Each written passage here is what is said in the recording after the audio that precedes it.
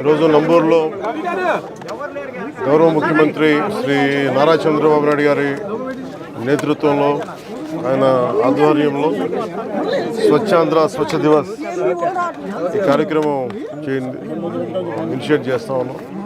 అంటే ప్రతి నెల 3వ శనివారంలో చెత్త లేకుండా మన పరిసరాలని పరిశుభ్రంగా ఉంచుకోవడం ఎలాగనేది నిన్న క్యాబినెట్లో చేసి వెంటనే ఈ రోజున ముందుకు తీసుకెళ్ళండి. అంటే శుభ్రత అంటే ముఖ్యంగా మనకి కరోనా లాంటి పరిస్థితులు వచ్చినప్పుడు శుభ్రత ఎంత అవసరం అనేది మహమ్మారులు వచ్చినప్పుడు అర్థమవుతూ ఉంటుంది. ఒకవైపు 2047లో అద్భుతంగా భారతదేశం ముందుకెళ్ళాలి, ఆంధ్రప్రదేశ్ ఎదగాలనుకున్న దాంట్లో చాలా కీలకమైంది పరిశుభ్రత. ఆ పరిశుభ్రతని కల్చర్ అవ్వాలనేది ముఖ్యమంత్రి గారి ఆలోచన.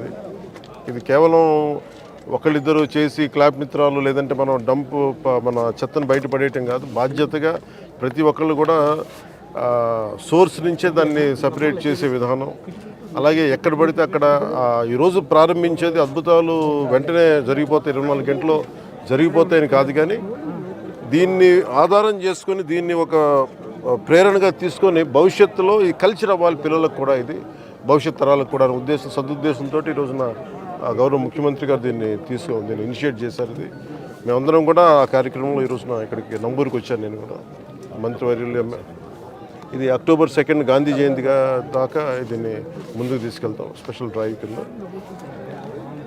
ఈ సందర్భంలో నేను ప్రతి ఒక్కరిని కోరుకునేది కూడా మన ఈ చెత్త నుంచి సంపదని సృష్టించేది అలా సర్క్యులర్ ఎకానమీ. అంటే ఈరోజు మనం చూస్తే మనం ఏదైతే మనం తినిపడేసిన వ్యర్థాలు అయితే ఏవైతే ఉన్నాయో ఒక్కొక్కటి చూస్తూ ఉంటే ఒక్కొక్కటి చెత్తని కూడా చూస్తే ఒక్కొక్కటి కిలో 15 రూపాయలకి అమ్మగలిగి దాని నుంచి వర్మీ కంపోస్ట్ తయారు చేయడం, రకరకాల సంపదని సృష్టించే మార్గాలు చాలా ఉన్నాయి. అవన్నీ పర్యవేక్షించాము ఇవన్నీ.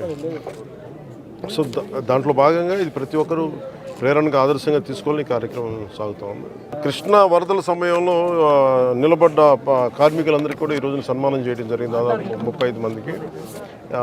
నేను ఇది ఆల్రెడీ స్టార్ట్ చేసాం లాంగ్ బ్యాకే. ప్రత్యేకించి ఈ క్లాప్ మిత్రాస్ జీతాలు పెంచాలి అనేది కూడా చాలా రోజుల నుంచి ఉంది. క్లాప్ మిత్ర జీతాలు రావడానికి కూడా ఆ రోజున మేము ప్రిన్సిపల్ సెక్రటరీ శశిభూషణ్ గారు ఉన్నారు,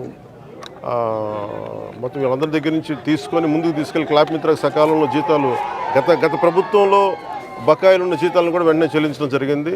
అలాగే నా దృష్టికి తీసుకొచ్చింది ఎంపీడీఓ గారు కానీ మిగతా ఉన్నతాధికారులు ప్రతి ఒక్కరు కూడా వాళ్ళకి జీతాలు పెంచాలనే ఒక ఇది ఉందని రిక్వెస్ట్ ఉందని అడుగుతా ఉన్నారు. దాన్ని ఖచ్చితంగా పరిశీలిస్తామని చెప్తాం.